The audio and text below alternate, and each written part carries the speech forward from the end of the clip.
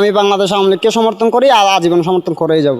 সমর্থন করার কারণে আপনাকে চাকরিচ্যুত চাকরিচ্যুত করা হয়েছে, আমরা 137 জনকে চাকরিচ্যুত করা হয়েছে চট্টগ্রাম জেলার আনোয়ারা উপজেলার মধ্যে, তার মধ্যে আমি একজন। তারপর আর কোথাও চাকরি পান নাই? তারপরে অনেক জায়গায় ট্রাই করেছি কিন্তু চাকরি হচ্ছে না। বর্তমানে এখন না খেয়ে দিন কাটাচ্ছি।